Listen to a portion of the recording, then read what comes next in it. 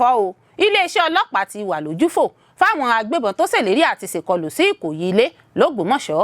iléeṣẹ́ ọlọ́pàá ló sọ̀rọ̀ sókè bẹ́ẹ̀. àwọn agbébọn jí èèyàn mẹ́jọ gbé nílé ìtura nípínlẹ̀ Edo. wọ́n béèrè fún ọgọrun mílíọ̀nù náírà 100 million naira owó ìtanràn. Àwọn Arẹmọ àti ọmọọba-binrin marunlelaadọrun 95 ló ń pòǹgbẹ orí ìtẹ́ Awujale. Ìkọ Amọtẹkun náwó gan ọkọ̀ akẹ́rù tó gbé àwọn afurasí arìnrìn-àjò àrèwá 38 wọ ìpínlẹ̀ Ondo. Tinubu, Obasanjo, Sanwo-Olu àtàwọn looki míì ṣèdárò Ọba Akran ti Badagry tó wájà. Ó mà ṣe o, èèyàn 6 kú, 7 farapa yánnayànna nínú ìjàmbá ọkọ̀ tó wáyé nípínlẹ̀ Gombe. Olórí Olúwaṣìndáráyọ̀ nínú ayé tèmi ni oníròyìn yín. Ẹ gbọ́ àtúpalẹ̀ àwọn ìròyìn náà lẹ́kùnrẹ́rẹ́. Ẹ káàbọ̀ sí ìkànnì Drive TV. Fún ìgbà àkọ́kọ́, ẹ gbìyànjú láti like, share, subscribe kẹ́ ẹ lè máa gbádùn wa lóòrèkóòrè. Ẹ má fọ́ o. Iléeṣẹ́ ọlọ́pàá ti wà lójúfò fáwọn agbébọn tó ṣèlérí àti ṣèkọlù sí Ìkòyí-Ile l'Ógbómọ̀ṣọ́. Iléeṣẹ́ ọlọ́pàá ló sọ̀rọ̀ sókè bẹ́ẹ̀. Iléeṣẹ́ ọlọ́pàá ilẹ̀ wa Nàìjíríà ti sọ pé àwọn ẹ̀ṣọ́ elétò ààbò ti wà lójúfò fáwọn agbébọn tí wọ́n kọ lẹ́tà sílùú Ìkòyí-Ile níjọba ìbílẹ̀ Oríire l'Ógbómọ̀ṣọ́ nípínlẹ̀ Ọ̀yọ́ pé àwọn ń bọ̀ wá ṣèkọlù sí ìlú náà. Alukoro iléeṣẹ́ ọlọ́pàá nílẹ̀ Nàìjíríà CSP Benjamin Hundeyin ló fọ̀rọ̀ ọ̀hún léde lójú òpó ayélujára ìkànnì Twitter rẹ̀. Hundeyin sọ pé iléeṣẹ́ ọlọ́pàá ti bẹ̀rẹ̀ ìwádìí lórí àwọn agbébọn tí wọ́n láwọn fẹ́ ṣe ìkọlù sílùú Ìkòyí-Ile lógúnjọ́ oṣù kìíní ọdún 2026 yìí. Agbẹnusọ iléeṣẹ́ ọlọ́pàá ní àwọn ẹ̀ṣọ́ elétò ààbò ti ń lọ káàkiri gbogbo agbègbè ìlú náà láti pèsè ààbò tó péye fáwọn èèyàn olùgbé ìlú. Bákan náà ló sọ pé àwọn ẹ̀ṣọ́ elétò ààbò ti bẹ̀rẹ̀ sí ní dáwọn ọkọ̀ dúró fún àyẹ̀wò tó péye kọjá tàtẹ̀yìnwá. Hundeyin ní ìwádìí ti lọ jìnnà nílùú Ìkòyí-Ile láti ìgbà táwọn agbébọn ọ̀hún ti kọ lẹ́tà pé àwọn ń bọ̀ wá. Àwọn olùgbé ìlú Ìkòyí-Ile tó wà ní ìjọba ìbílẹ̀ Oríire nípínlẹ̀ Ọ̀yọ́ ní ìrònú ti dorí àgbà wọn kodò báyìí fún bí wọ́n ṣe gba lẹ́tà ìhàlẹ̀ ìdúnkòkò láti ọ̀dọ̀ àwọn afurasí agbébọn. Èyí wáyé lẹ́yìn ọjọ́ díẹ̀ tí àwọn afurasí agbébọn kan ṣe ìkọlù sí ọ́fíìsì àwọn òṣìṣẹ́ aṣọ́gbó ọba ní ibùgbé wọn tó wà ní agbègbè Ọlọ́ka ní ìjọba ìbílẹ̀ Oríire nípínlẹ̀ Ọ̀yọ́ tí èèyàn 5 sì pàdánù ẹ̀mí wọn. Lẹ́tà ọ̀hún tí wọ́n láwọn afurasí agbébọn kan ló kọ ni wọ́n fi sílẹ̀ ní ẹ̀yìn ilé kan tí ó jẹ́ ti ọmọ ìgbìmọ̀ ìjọba ìbílẹ̀ tẹ́lẹ̀ Fatai Sadu ní ọjọ́rú Wednesday oṣù kìíní ọdún 2026 yìí. Lẹ́tà ọ̀hún ni wọ́n kọ ní èdè Gẹ̀ẹ́sì àti Yorùbá tí wọ́n sì jẹ́ kó di mímọ̀ pé àwọn yóò kọlu ìlú náà ní ogúnjọ́ oṣù kìíní ọdún 2026. Wọ́n ń fọ́nu pé kò sí ohun tí ó lè dá àwọn dúró láti ṣe ìkọlù náà ní ọjọ́ tí àwọn sọ. Ohun tí ó wà nínú lẹ́tà náà ni láti ọ̀dọ̀ báńdíìtì a ó wà ní January 20, 2026 ẹ dúró dè wá àti pé kí ẹ múra wálẹ̀ a wá láti fún yín ní ìbànújẹ́ ní orílẹ̀-èdè yín ní Ìkòyí-Ile ìpínlẹ̀ Ọ̀yọ́ ẹ múra lẹ̀ fún wa. Lẹ́tà náà ni ó ti mú ọ̀pọ̀ awuyewuye jẹyọ ní ìjọba ìbílẹ̀ Oríire tí ọ̀pọ̀ olùgbé sì ti ń kó àyà sókè lórí ìhàlẹ̀ àwọn afurasí àgbébọn náà. Nígbà tó ń sọ̀rọ̀ lórí ìhàlẹ̀ ọ̀hún, agbẹnusọ iléeṣẹ́ ọlọ́pàá ìpínlẹ̀ Ọ̀yọ́ DSP Ọláyínká Àyànládé fìdí rírí lẹ́tà náà múlẹ̀ tó sì ṣàlàyé wípé iléeṣẹ́ ọlọ́pàá ti ń bá ẹni tí ó rí àwọn lẹ́tà náà sọ̀rọ̀ lọ́wọ́lọ́wọ́ láti ṣe àǹfààní fún ìwádìí wọn. Nínú ọ̀rọ̀ rẹ̀, Àyànládé ní ẹni tí wọ́n sọ pé ó rí àwọn àkọsílẹ̀ náà wà ní àgọ́ ọlọ́pàá lọ́wọ́lọ́wọ́ tí àwọn sì ń fi ọ̀rọ̀ wá lẹ́nu wò fún ìwádìí ní kíkún láti mọ orísun lẹ́tà náà. Ó fi kún pé iléeṣẹ́ ọlọ́pàá nípínlẹ̀ Ọ̀yọ́ mọ rírì àwọn aráàlú àti ìfọwọ́sowọ́pọ̀ wọn tó sì kan rawọ́ ẹ̀bẹ̀ sí wọn láti fààyè gba iléeṣẹ́ ọlọ́pàá láti ṣe iṣẹ́ ìwádìí wọn bó bá ṣe yẹ. Tẹ́ ò bá gbàgbé, ṣáájú ni àwọn agbébọn ṣe ìkọlù sí ọ́fíìsì àjọ aṣọ́gbó ọba tó wà ní agbègbè ìlú Ọlọ́ka níjọba ìbílẹ̀ Oríire nípínlẹ̀ Ọ̀yọ́. Ìkọlù náà tó wáyé ní nǹkan bíi aago 9 alẹ́ ọjọ́ Ìṣẹ́gun Tuesday ọjọ́ 6 oṣù kìíní ọdún 2026 tí ìṣẹ̀lẹ̀ náà sì ṣekú pa aṣọ́gbó 5. Gómìnà ìpínlẹ̀ Ọ̀yọ́ Ṣèyí Mákindé ṣàlàyé pé ìwádìí àwọn ẹ̀ṣọ́ aláàbò fi hàn pé àwọn agbésùnmọ̀mí tó ti ẹnu ibodè ibòmíràn wá ló ṣe iṣẹ́ ibi náà. Àwọn agbébọn jí èèyàn 7 gbé nílé ìtura ìpínlẹ̀ Edo. Wọ́n béèrè fún ọgọrun mílíọ̀nù náírà 100 million naira owó ìtanràn. Wọ́n tún sọ́sẹ́ láabi wọn o. Àwọn afurasí ajínigbé agbébọn jí èèyàn 7 gbé sálọ tó fi mọ́ obìnrin kan láti ilé ìtura kan ní Ìmúgà nípínlẹ̀ Edo tí wọ́n sì ń béèrè fún ọgọ́rùn-ún mílíọ̀nù náírà 100 million naira fún ìtúsílẹ̀ àwọn olùfarakásá nínú ìkọlù tuntun èyí tó mú kí ìbẹ̀rù lékè ń kà sí jákèjádò ìpínlẹ̀ náà. Àwọn olùfarakásá náà ni wọ́n jẹ́ ọmọ bíbí ìlú Ìmúgà tí wọ́n jí gbé sálọ lálẹ́ ọjọ́ Ẹtì Friday ní hòtẹ́ẹ̀lì Starboy lójú ọ̀nà Ìmúgà lọ sí Ìbìlò gẹ́gẹ́ bí òpáì tìlú Ìmúgà Ọba Patrick Ọbájoyè ṣe wí. Ẹni tó ń sọ̀rọ̀ nínú ìfọ̀rọ̀wánilẹ́nuwò kan lórí fóònù ìbánisọ̀rọ̀ lọ́jọ́ Ajé Monday, ọba aládé náà sọ wípé àwọn olùfarakásá náà ló rìnrìn àjò lọ Ìbìlò fún ètò ayẹyẹ kan tí wọ́n sì pinnu láti wọ̀ mọ́jú sínú ilé ìtura kan tó jẹ́ ti ọmọ bíbí ìlú Ìmúgà. Ọba Ọbájoyè jẹ́ kó di mímọ̀ pé àwọn ajínigbé náà yabo ilé ìtura náà nínú aṣọ ológun tí wọ́n sì ṣe bí ikọ̀ àwọn elétò ààbò tòótọ́. Ó ní wọ́n béèrè fún ohun mímu tí wọ́n sì díbọ́n bí ẹni pé wọ́n dúró de èèyàn kan ṣáájú kí wọ́n tó sọsẹ́ láabi wọn. Orí adé náà sọ wípé lẹ́yìn àkókò díẹ̀ àwọn ajínigbé yabo onílé ìtura náà tí wọ́n sì gba ẹ̀rọ fóònù ìbánisọ̀rọ̀ rẹ̀ méjèèjì, wọ́n sì tún gba fóònù àwọn mìíràn. Níṣe ni wọ́n dè wọ́n lókùn lọ́wọ́ tí wọ́n sì jí wọn gbé sálọ wọnú igbó lọ. Ó jẹ́ kó di mímọ̀ pé àwọn ajínigbé agbébọn náà ti kọ́kọ́ béèrè fún ọgọ́rùn-ún mílíọ̀nù náírà 100 million naira gẹ́gẹ́ bí owó ìtanràn, ṣùgbọ́n tí wọ́n padà tún dínkù sí 70 mílíọ̀nù náírà 70 million naira lẹ́yìn ìdúnàdúrà. Ọba náà tún tẹ̀síwájú jẹ́ kó di mímọ̀ pé àwọn ajínigbé náà kọ̀ jálẹ̀ pé kí ọ̀kan lára àwọn ọkọ̀ ayọ́kẹ́lẹ́ onílé ìtura náà jẹ́ títà kí wọ́n fi kún owó ìtanràn náà tí wọ́n ó tẹ̀lé jọ.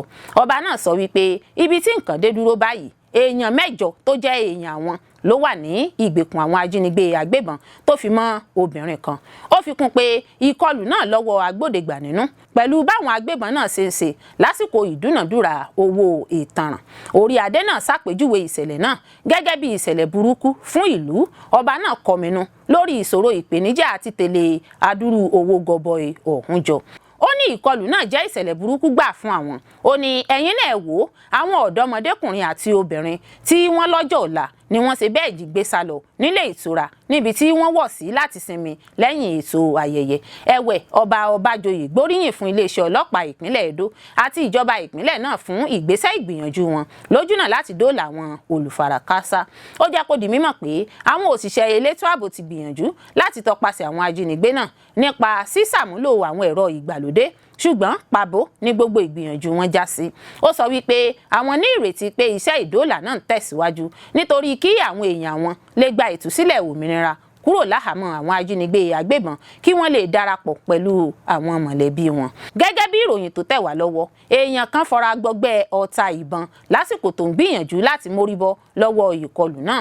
Olùfarakásá náà ti ń gba ìtọ́jú lọ́wọ́ lọ́gbà ilé ìwòsàn tí wọ́n forúkọ bò láṣìírí. Nígbà tí àwọn akọ̀ròyìn kàn sí alukoro iléeṣẹ́ ọlọ́pàá ìpínlẹ̀ Edo ASP Ikoyi-Ile láti gbọ́ látẹnu rẹ̀ lórí ìṣẹ̀lẹ̀ náà ló já sí pàbó títí di ìgbà tí à ń kó ìròyìn yìí jọ.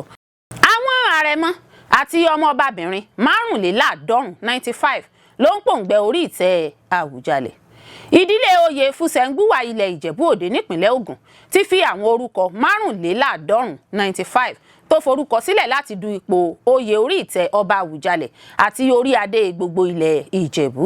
Orí ìtẹ́ ọba náà ló wà lófo lẹ́yìn ìpapòdà ọba dókítà Síkírù Káyọ̀dé Adétọ̀nà lọ́jọ́ 13 oṣù keje ọdún 2025 tó jọba ilẹ̀ Ìjẹ̀bú fún ọdún 65 65 years tó láàmìlaka. Ìdílé oyè Fúsẹ̀ngbúwà ló fi àwọn orúkọ náà hàn dé níbi ìpàdé ìfà ọmọ oyè kalẹ̀ nílẹ̀ Ìjẹ̀bú Òde lọ́jọ́ Ajé Monday. Lára àwọn èèyàn tó ń pòǹgbẹ orí ìtẹ́ ọba Awujale ní dókítà oníṣẹ́ abẹ ojú dókítà Adékúnlé Hasan, alága àpapọ̀ iléeṣẹ́ Aron Construction Nigeria Limited Prince Fatai Adéṣẹ́gun àti ọkọ sí igbákejì gómìnà ìpínlẹ̀ náà tẹ́lẹ̀ rí Ọ̀túnba Abíọ́dún Ọ̀nànúgà. Obìnrin kan péré, ọmọọba-binrin Olúwakẹ́mi Ọ̀nànúgà, fi èròǹgbà ìfẹ́ rẹ̀ hàn sí ipò orí ìtẹ́ ọba Awujale. Ẹni tó ń bá àwọn aṣojú mọ̀lẹ́bí kọ̀ọ̀kan nínú ìdílé oyè Fúsẹ̀ngbúwà sọ̀rọ̀, olórí ẹbí àti alága Ọ̀túnba Lateef Owóyẹmí jẹ́ kó di mímọ̀ pé ètò yíyan ọba tuntun tí yóò gun orí ìtẹ́ tó wà lófo ló ti ṣe bẹ́ẹ̀ bẹ̀rẹ̀ láti bí nǹkan bíi oṣù mẹ́ta sẹ́yìn. Owóyẹmí, ààrẹ tẹ́lẹ̀ rí fún ẹgbẹ́ àwọn onímọ̀ oníṣirò owó nílẹ̀ wa Nàìjíríà Institute of Chartered Accountants of Nigeria ICAN sọ wípé ìdílé ti ṣe irú ìpàdé ìfa ọmọ oyè kalẹ̀ báyìí ní nǹkan bíi 100 ọdún sẹ́yìn. Ó ṣàpèjúwe ìpàdé náà gẹ́gẹ́ bí ìtàn mélèé gbàgbé láéláé.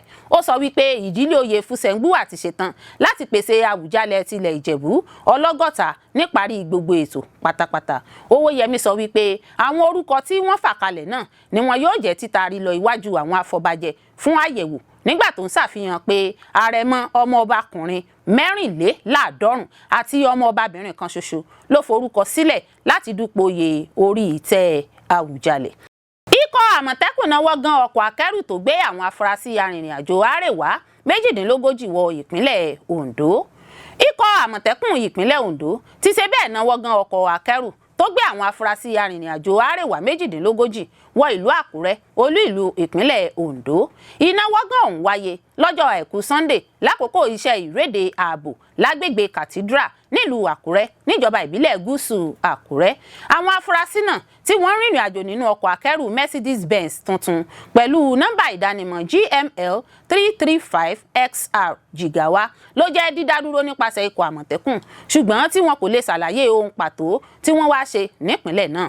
Ẹni tó ń fìdí ìṣẹ̀lẹ̀ náà múlẹ̀ lọ́jọ́ Ajé Monday, ọ̀gá àgbà ikọ̀ Àmọ̀tẹ́kùn Olóyè Adétúnjì Adélẹ́yẹ sọ wípé àwọn afurasí náà kùnà láti ṣàlàyé ní kíkún kedere ibi pàtó kan tí wọ́n mórí lé tàbí ohun pàtó kan tí wọ́n wá ṣe nípìnlẹ̀ náà lẹ́yìn ọ̀pọ̀ ìfọ̀rọ̀wánilẹ́nuwò oríṣiríṣi.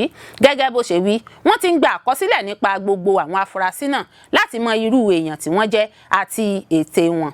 Adélẹ́yẹ sọ wípé ẹnikẹ́ni tí ọwọ́ pálábá rẹ̀ bá ségi yóò fojú winá òfin, nígbà tí àwọn tí kò bá lẹ́bọ lẹ́rù yóò jẹ́ ríran padà lọ sáwọn ìpínlẹ̀ kó wa wọn.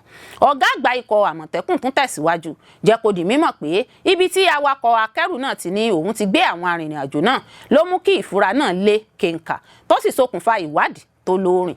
Gẹ́gẹ́ bí ìròyìn tó tẹ̀ wá lọ́wọ́, àwọn tó bá àwọn akọ̀ròyìn sọ̀rọ̀ sọ wípé púpọ̀ nínú àwọn arìnrìn-àjò náà ní ọjọ́ orí wọn wà láàrin ẹni 20 ọdún sí ẹni ọdún 27. Sọ fún àwọn ikọ̀ Àmọ̀tẹ́kùn pé àwọn afurasí ni wọ́n ń lọ Ondo láti ṣàbẹ̀wò sí mọ̀lẹ́bí wọn, ṣùgbọ́n tí wọn kò lè pèsè àdírẹ́sì tó fẹsẹ̀ múlẹ̀ tàbí nọ́mbà ìpè wọn nígbà tí wọ́n béèrè. Ẹnìkan sọ wípé ìfúra kan wáyé nígbà tí wọ́n rí ọ̀kan lára àwọn afurasí náà tí wọ́n ká ẹ̀wù iṣẹ́ tí wọ́n kọ àpàṣẹ sí pẹ̀lú àwọn oògùn abẹnugọ̀ngọ̀. Afurasí náà ló ṣe bẹ́ẹ̀ pé ara rẹ̀ ní ọdẹ, ó sì ní ẹ̀wù náà lòun máa ń lò fún iṣẹ́, ṣùgbọ́n tó kùnà láti ṣàlàyé ibi pàtó tó ń mórí lé lẹ́yìn tí ó kúrò ní ìpínlẹ̀ Gombe. Wàyí o, awakọ̀ akẹ́rù náà àti agbèrò rẹ̀ sọ fún àwọn ikọ̀ Àmọ̀tẹ́kùn pé àwọn kan gbé àwọn arìnrìn-àjò náà lójú ọ̀nà ni, àwọn ò ní nǹkan ṣe pẹ̀lú wọn. Ìwádìí ìfimúfínlẹ̀ sì ń lọ lọ́wọ́ bí àwọn àjọ elétò ààbò ṣe ń fi ń kún ìgbésẹ̀ ìgbìyànjú wọn láti rí dájú pé ààbò wà fún ẹ̀mí àti dúkìá àwọn aráàlú jákèjádò ìpínlẹ̀ náà. Tinubu, Obasanjo, Sanwo-Olu àtàwọn looki míì ṣèdárò Ọba Akran ti Badagry tó wájà. Látìgbà tí ìròyìn ìpapòdà Ọba Babátúndé Akran Weno Aholumenu Toyiwan tí ìlú Badagry nípínlẹ̀ Èkó ti gbòde ní àwọn èèyàn ti bẹ̀rẹ̀ sí ránṣẹ́ ìbánikẹ́dùn sí ààfin ọba náà. Lára àwọn èèyàn ńlá tó ti ránṣẹ́ ìbánikẹ́dùn ìpapòdà náà ni Ààrẹ Bọ́lá Tinubu, Olóyè Olúṣẹ́gun Ọbásanjọ́, Gómìnà Babájídé Sanwó-Olú àti bẹ́ẹ̀ bẹ́ẹ̀ lọ. Ọjọ́ Ajé Monday ní ìròyìn ìpapòdà àgbà ọba fún gbogbo Badagry náà gbòde. Ẹni ọdún 89 89 years ní kábíyèsí náà kí ọlọ́jọ́ tó dé. Ìbáṣepọ̀ tó wuyì ló wà láàrin Ọba Akran àti àwọn olóṣèlú láti ọdún pípẹ́. Òun sì ní igbákejì alága ìgbìmọ̀ àwọn lọ́balọ́ba ìpínlẹ̀ Èkó títí di ìgbà tí ọlọ́jọ́ dé tó papòdà. Díẹ̀ lára àwọn olóṣèlú àti àwọn èèyàn ńlá tó ti ránṣẹ́ ìbánikẹ́dùn sí mọ̀lẹ́bí ọba àti ìlú Badagry pẹ̀lú gbogbo Èkó lápapọ̀ nìwọ̀nyí. Nínú iṣẹ́ ìbánikẹ́dùn tí Ààrẹ Tinubu fi síta látọwọ́ Báyọ̀ Ọ̀nànúgà tí í ṣe olùdámọ̀ràn pàtàkì nípa ìròyìn fún un ló ti ní Ọba Weno Aholumenu Toyiwan fi hàn pé aṣíwájú tó ṣe é tẹ̀lé ni ó jẹ́ ní gbogbo àsìkò tó fi wà lórí ìtẹ́, èyí tó dín díẹ̀ ní 50 ọdún. Ààrẹ sọ pé ọba tó fi ọgbọ́n darí ni tí kò sì jẹ́ kí àbàwọ́n dé bá àṣà bí ọ̀làjú ṣe ti pọ̀ tó. Ààrẹ Tinubu lòun mọ rírì ìṣàkóso ọba tó ti fìgbà kan ṣe iṣẹ́ olùkọ́ tó tún ṣiṣẹ́ akọ̀ròyìn náà tó sì padà dépò ọba. Nínú iṣẹ́ ìbánikẹ́dùn tí ààrẹ tẹ́lẹ̀ olóyè Olúṣẹ́gun Ọbásanjọ́ fi ránṣẹ́ lórí ìpapòdà Ọba Akran, Babátúndé ló ti ṣàpèjúwe ọba náà bíi àpọ́stélì tó ṣe déédé láàrin ẹlẹ́yàmẹ̀yà tó sì tún mú ìgbọ́ra-ẹni-yé wáyé. Ọbásanjọ́ sọ pé ikú ọba náà ya òun lẹ́nu púpọ̀. Ó ní ọ̀kan lára àwọn ọba tí àwọn èèyàn bọ̀wọ̀ fún dáadáa nípínlẹ̀ Èkó ni. Nínú àtẹ̀jáde tí olóyè Ọbásanjọ́ fi síta láti ọwọ́ akọ̀wé ìròyìn rẹ̀ Kẹ́hìndé Akínyẹmí ló ti ní àwọn èèyàn yóò máa rántí Ọba Akran bíi ẹni tó tọ́jú nǹkan ìṣẹ̀ǹbáyé àwọn baba ńlá wa. Ọbásanjọ́ sọ pé Ọba Akran dúró fún àlàáfíà, ìṣọ̀kan àti ìgbọ́ra-ẹni-yé láàrin àwọn èèyàn Badagry nílẹ̀ yìí àti lókè òkun. Àtẹ̀jáde tí gómìnà Babájídé Sanwo-Olu fi kẹ́dùn ikú Ọba Akran ṣàpèjúwe ìpapòdà yìí bíi òfò ńlá fún ìpínlẹ̀ Èkó àti Nàìjíríà lápapọ̀.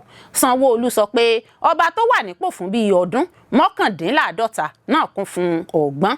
Ó ní ó dáàbò tó péye bo àṣà àti ìṣẹ̀dálẹ̀, ó sì fẹ́ràn ìdàgbàsókè ìlú Badagry gan-an ni. Sanwo-Olu ní lórúkọ òun àti ìyàwó, ìjọba àti àwọn èèyàn Èkó, òun bá àwọn èèyàn Badagry, ẹbí àti àwọn alájọṣe ọba Babátúndé Akran Weno Aholu Menu Tóyì àkọ́kọ́ kẹ́dùn. Ó ní àdánù ńlá ní ikú Ọba Akran fún ìlú ìṣẹ̀ǹbáyé tí í ṣe ìlú Badagry tí àwọn sì máa ṣe àfẹ́rí rẹ̀ gan-an ni. Gómìnà Sanwo-Olu sọ pé àwọn èèyàn Badagry ni wọn yóò mọ bí ikú ọba pàtàkì náà ṣe rí lára gan-an. Ó ní ṣùgbọ́n òun fẹ́ kí wọ́n mọ̀ pé gbogbo èèyàn Nàìjíríà náà ló kàn bó ṣe kan òun gan-an alára. Ọjọ́ 28 oṣù kẹfà ọdún 1936 ni wọ́n bí Ọba Babátúndé Akran nílùú Badagry, ẹni ọdún 89 ni lásìkò tí ọlọ́jọ́ dé. Ọjọ́ 23 oṣù kẹrin ọdún 1977 ló gun orí ìtẹ́ bàbá rẹ̀ tó sì ṣiṣẹ́ ìlú pẹ̀lú ìlànà tí àwọn èèyàn fi fẹ́ràn rẹ̀. Ó mà ṣe o, èèyàn 6 kú, 7 farapa yánnayànna nínú ìjàmbá ọkọ̀ tó wáyé nípínlẹ̀ Gombe. Àfikẹ́lẹ́dùn Ọbásanjọ́ máa fi sọ rẹ̀ sọ wá, kò dín ní èèyàn 6 tí wọ́n fìdí ikú wọn múlẹ̀ nínú ìjàmbá ọkọ̀ tó wáyé láwọn agbègbè ọ̀tọ̀ọ̀tọ̀ nípínlẹ̀ Gombe. Gẹ́gẹ́ bí ìròyìn First Information Report FIR nípasẹ̀ àjọ ẹ̀ṣọ́ ojú pópó FRSC ẹ̀ka ti ìpínlẹ̀ Gombe ṣe wí, ìjàmbá àkọ́kọ́ ló wáyé ní RS32 Zebra 14 oríta pápákọ̀ òfurufú airport ní Gombe. Ìṣẹ̀lẹ̀ ìjàmbá ọkọ̀ náà wáyé lọ́jọ́ Ajé Monday ọjọ́ 12 oṣù kìíní ọdún 2026 ní déédéé aago 12 ọ̀sán tí àjọ ẹ̀ṣọ́ ojú pópó FRSC sì gba ìpè ní déédéé aago 12 ọ̀sán kọjá ìṣẹ́jú 10 nígbà tí àwọn òṣìṣẹ́ àjọ ẹ̀ṣọ́ ojú pópó sì gúnlẹ̀ síbi tí ìṣẹ̀lẹ̀ náà ti wáyé ní déédéé aago 12 ọ̀sán kọjá ìṣẹ́jú 15. Ìṣẹ̀lẹ̀ ìjàmbá náà ni wọ́n ló wáyé lójú ọ̀nà Gombe lọ sí Bauchi ní Lawanti. Ọkọ̀ 3 ló ṣe bẹ́ẹ̀ farakásá nínú ìjàmbá ọkọ̀ náà. Àkọ́kọ́ ni ọkọ̀ ńlá tirẹ́là táǹkà funfun dáàfù owó fún iṣẹ́ okòòwò model 30045 tó jẹ́ ti òṣìṣẹ́ ní Umoda. Ọkọ̀ ayọ́kẹ́lẹ́ Toyota pupa tó ní nọ́mbà ìdánimọ̀ AKK 435CB tí wọ́n ń lò fún iṣẹ́ okòòwò ní ọkọ̀ ẹlẹ́ẹ̀kejì tó náà farakásá nígbà tí ẹlẹ́ẹ̀kẹta sì jẹ́ ọ̀kadà alùpùpù bàjáàjì model BM100 pẹ̀lú nọ́mbà ìdánimọ̀ BAU 86WC. Gẹ́gẹ́ bí àtẹ̀jáde ìròyìn FIR, èèyàn 10 tí gbogbo wọn jẹ́ ọkùnrin ló ṣe bẹ́ẹ̀ forí lùgbàdì ìṣẹ̀lẹ̀ ìjàmbá náà. Àwọn 5 farapa yánnayànna lórí àti ní àwọn ẹ̀yà ara mìíràn nígbà tí àwọn 5 míì sì pàdánù ẹ̀mí wọn. Àjọ ẹ̀ṣọ́ ojú pópó FRSC fìdí rẹ̀ múlẹ̀ pé ìwakúwa ọkọ̀ lójú pópó ló ṣokùnfà ìṣẹ̀lẹ̀ ìjàmbá ọ̀hún. Gẹ́gẹ́ bí ìgbésẹ̀ ìdóòlẹ̀mí, àwọn àjọ òṣìṣẹ́ adóòlẹ̀mí gùnlé iṣẹ́ ìdóòlẹ̀mí pẹ̀lú àjọṣepọ̀ ẹgbẹ́ àwọn awakọ̀ NURTW. Níṣe ni wọ́n sáré gbé àwọn olùfarakásá tó farapa lọ gba ilé ìwòsàn Specialist Hospital ní Gombe fún ìtọ́jú. Nígbà tí òkú àwọn olóògbé sì ti jẹ́ gbígbé lọ sílé ìgbókùpamọ́sí lọ́gbà ilé ìwòsàn ọ̀hún kan náà. Nígbà tí wọ́n fa àwọn ọkọ̀ tó farakásá náà lé ọwọ́ ẹ̀ka tó ń rí sí lílọ bíbọ̀ ọkọ̀ lójú pópó Motor Traffic Department MTD àgọ́ àmádà fún ìtẹ̀síwájú iṣẹ́ ìwádìí ìfimúfínlẹ̀. Ìṣẹ̀lẹ̀ ìjàmbá ẹlẹ́ẹ̀kejì ló wáyé lọ́jọ́ Ajé Monday ní déédéé aago 1 ọ̀sán kọjá ìṣẹ́jú 2 tí wọ́n sì fi ìṣẹ̀lẹ̀ náà tó àjọ ẹ̀ṣọ́ ojú pópó ní déédéé aago 1 ọ̀sán kọjá ìṣẹ́jú 5 létí. Àwọn òṣìṣẹ́ àjọ FRSC sì gúnlẹ̀ síbi tí ìṣẹ̀lẹ̀ náà ti wáyé ní déédéé aago 1 ọ̀sán kọjá ìṣẹ́jú 10. Láàrin ìṣẹ́jú 5 ní àjọ FRS gúnlẹ̀ sí agbègbè náà. Gẹ́gẹ́ bí ìròyìn tó tẹ̀ wá lọ́wọ́, ìṣẹ̀lẹ̀ náà ló wáyé lójú ọ̀nà Gombe sí Dúkú lẹ́yìn ọ́fíìsì NEPA àti Katode Rumbus. Ọkọ̀ tirẹ́là dáàfù funfun àti aláwọ̀ aró model 95480 pẹ̀lú nọ́mbà ìdánimọ̀ GME 501XD ló ṣe bẹ́ẹ̀ farakásá nínú ìjàmbá náà. Àgbàlagbà ọkùnrin méje ló forí lùgbàdì ìṣẹ̀lẹ̀ ìjàmbá náà. Èèyàn mẹ́ta farapa nígbà tí ọkùnrin àgbàlagbà kan pàdánù ẹ̀mí rẹ̀ nígbà tí àwọn mẹ́ta yòókù kò sì farapa. Gẹ́gẹ́ bí ohun tí a gbọ́, àjọ FRS sọ wípé eré àsápajúdé àti sísọ ìjánu ọkọ̀ nù ló ṣokùnfà ìṣẹ̀lẹ̀ ìjàmbá ọkọ̀ tó wáyé náà. Àwọn olùfarakásá tó farapa ló ṣe bẹ́ẹ̀ jẹ́ gbígbé lọ gba ilé ìwòsàn ẹ̀kọ́ṣẹ́ ìṣègùn ìjọba àpapọ̀ àti ilé ìwòsàn general nígbà tí wọ́n gbé òkú náà fún mọ̀lẹ́bí tó ní òkú. Àtẹ̀jáde ìròyìn náà ló jẹ́ bíbuwọ́lù nípasẹ̀ DRCA Musa. Olórí Olúwaṣìndáráyọ̀ nínú ayé tèmi ni oníròyìn yín. Ẹ ṣé púpọ̀ fún gbígbọ́ àti wíwò tí ẹ ń wò wá. Ojú tí ẹ fi ń wò wá kò ní fọ́, etí tí ẹ fi ń gbọ́ wá kò ní di. Láṣẹ Elédùà yóò sì dára fún yín.